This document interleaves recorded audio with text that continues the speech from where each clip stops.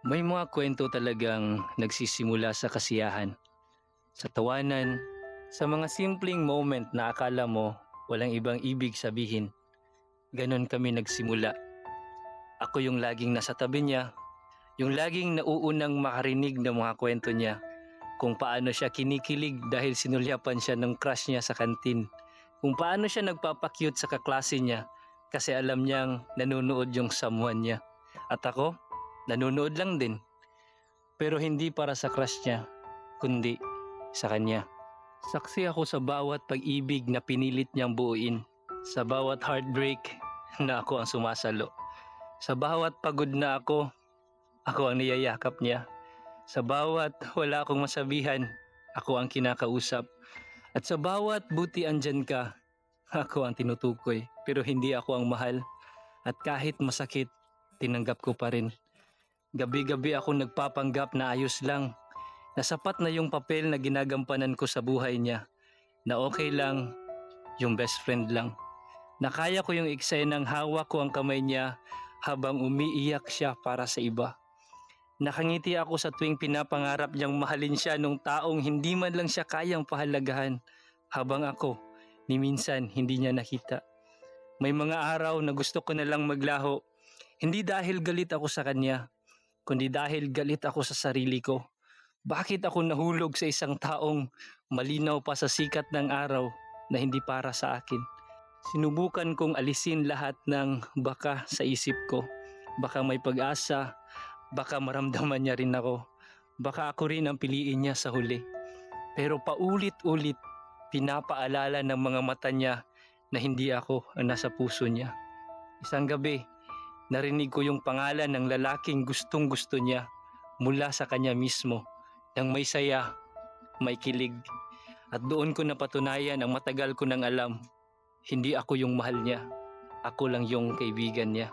Minsan, mapapaisip ka, gaano ba kahalaga ang presensya mo sa buhay ng taong mahal mo kung hindi ka naman niya kayang tingnan bilang higit pa sa isang kaibigan? Pinili kong manatili, hindi dahil umaasa pa rin ako, kundi dahil hindi ko kayang mawala siya sa piling ko. Nasanay akong tawagin niya akong bestie. Nasanay ako ang unang tinatawagan kapag umiiyak siya. Ako ang sumusundo sa kanya kapag hindi siya kayang intindihin ng mundo. Ako ang nagpapatawa kapag sabog na siya sa thesis niya, sa heartbreak, sa buhay. Pero habang lumilipas ang mga araw, unti-unti kong nararamdaman ang sakit ng pagiging nandyan pero hindi naman kailangan. Hanggang sa isang gabi, biglaan siyang tumawag. Umiiyak, sobrang gulo ng boses niya. Broken, gurog. Sinaktan niya ako. Akala ko siya na. At ako, kahit dinudurog na rin ang puso ko, dinala ko ang sarili ko sa kanya. Wala nang tanong. Nilakbay ko ang lahat ng distansya. Hindi para magtanong ng bakit hindi ako, kundi para iparamdam sa kanya na kahit ilang beses man siyang saktan, may isang taong hindi siya kayang iwanan. Hindi niya alam, habang yakap ko siya, umiiyak na rin ako. Tahimik, sa loob-loob lang. Kasi alam kong hindi niya mararamdaman ang yakap kong may kasamang pag-ibig. Pero sa gabing yon, doon ko napagtanto, hindi ako ang kailangan niya. Ako lang yung laging handang saluhin siya kapag binibitawan na siya ng lahat. At kahit ganon, pinili ko pa ring manatili.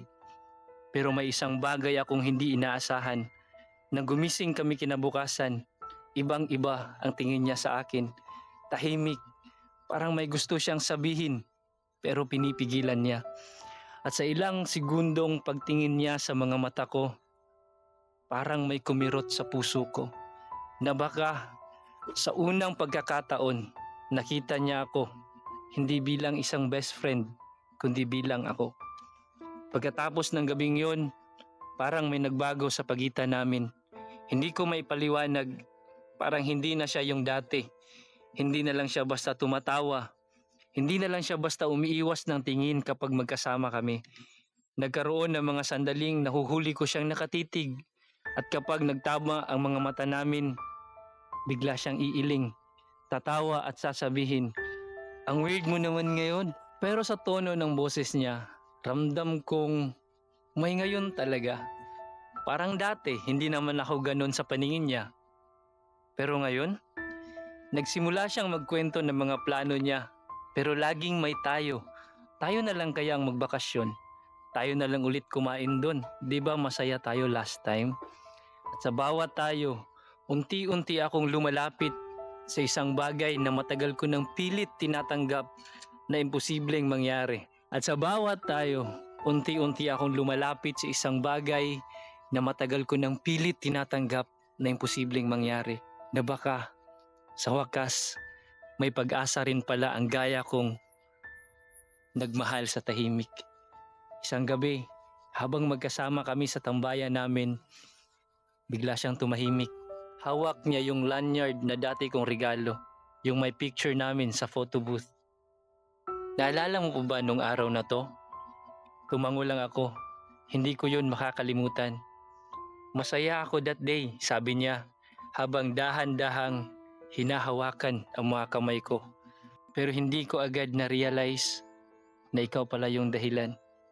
Natahimik ako. Alam mo, ang tagal mong nandyan, hindi ko alam kung tanga lang talaga ako o takot lang akong mawala ka. Kaya pinili kong i-friendzone ka kahit alam kong may iba kang gustong sabihin. Di ko mapigilan ang pagtulo ng mga luha ko. Pero ngayon, kung hindi pa huli ang lahat, pwede bang ako naman ang magtanong? Huminga siya ng malalim, diretso sa mga mata ko. Mahal mo pa rin ba ako? At sa tanong na yon, lahat ng sakit, lahat ng gabi ng pagtitiis, lahat ng okay lang ako na siniksik ko sa bawat ngiti, biglang napalitan ng init. Hindi lang sa dibdib, pati sa kaluluwa. Oo, sabi ko, mahina pero totoo. Hindi ako tumigil kahit ilang beses mo akong tinawag na bestie. Ngumiti siya, yung ngiti na ngayon lang niya ipinakita sa akin. Hindi ngiti ng isang kaibigan, kundi ng taong sa wakas nagising sa damdamin niya. Buti na lang kasi sa huli, ikaw pa rin ang pinili ko.